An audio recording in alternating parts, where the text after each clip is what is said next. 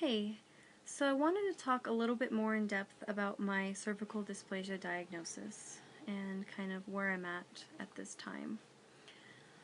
About 3 years ago or so, I had a routine PAP and it came back atypical squamous cells of undetermined significance, or ASCUS.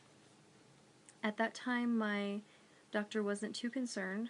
She recommended doing a repeat PAP in 6 months and to kind of see where things are at that point. So fast forward 6 months, I had a routine PAP March of that year, and that came back normal. I was so excited. I thought I'd cleared it and everything was good, and yeah, it was really exciting. Then June of that year, I started having some strange symptoms, which led me to go back to the GP, bleeding and things along those lines. She did another pelvic at that time, and she wanted to do a additional PAP, even though I had had one in March.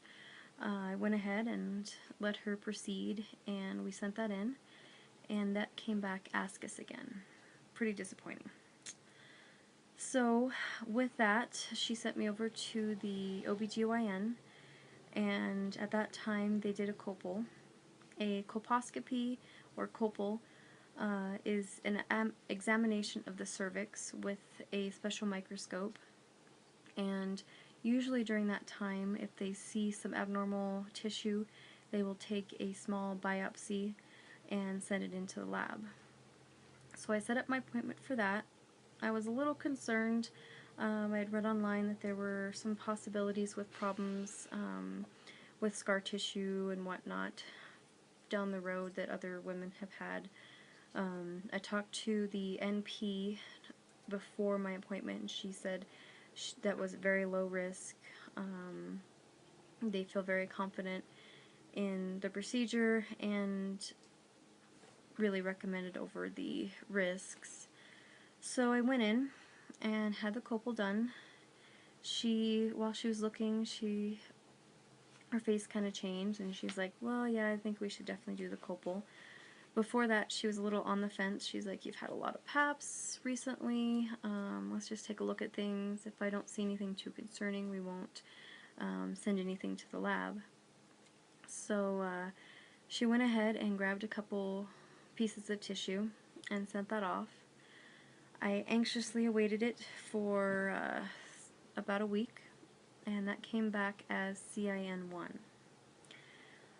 That phone call was difficult to have.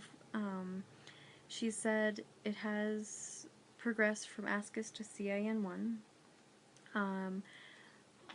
Where to go from here, she said.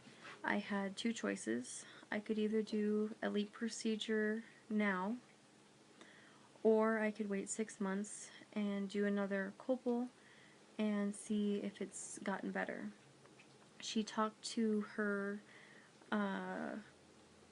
doctor that supervises her, and he said that he felt strongly that the waiting 6 months would be fine. He said with my age, a lot of times the virus that causes the dysplasia will clear on its own and things will get a lot better. So with that being said, I waited 6 months, and this January I scheduled my next colpal. In the meantime, around Christmas time, my grandma got really sick and she ended up passing away. It's been really hard. But at that time, I kind of decided, I was kind of on the fence with kids and wanting kids. Holidays have always been a little off because I've lost a lot of family. And I really thought that I really want to have kids someday because I want to be able to pass on all these traditions that my family has passed on. And I think that would be a beautiful thing. And just having kids is a wonderful thing.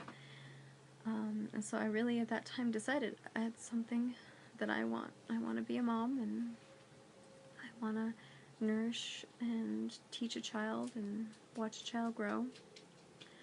So that January, I scheduled my next copal. My doctor at the time said that the area that the NP was concerned with and took the biopsy of looked a lot better. However, there were some other areas that looked a little off, so she took samples of all of those, and we sent them off to the lab. I was hopeful because she said things were looking better. I had been taking vitamins and turmeric and trying my best to get things to turn around. Once those came back, they came back CAN 2-3, which is a step up in progression.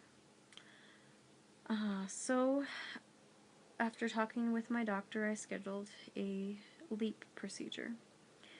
The LEAP procedure is similar to a copal as far as the doctor uses the microscope.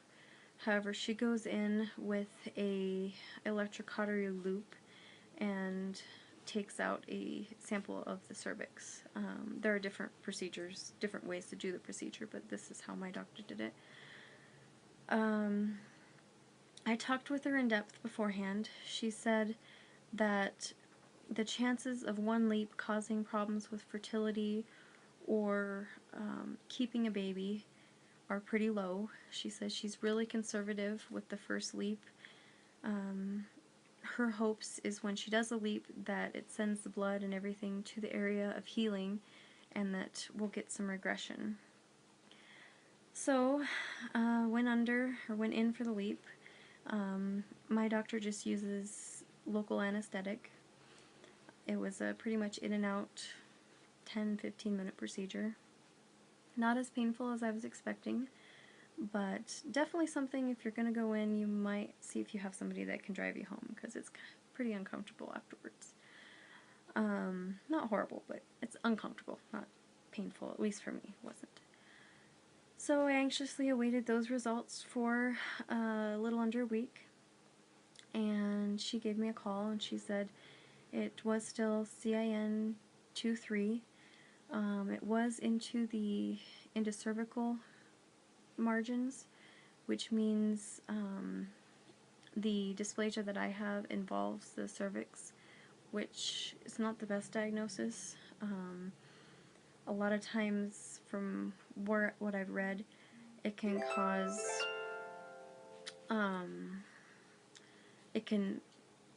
the chances of it turning into cancer are a little bit higher. So that was done in February, the LEAP procedure, and here we are in July of 2017.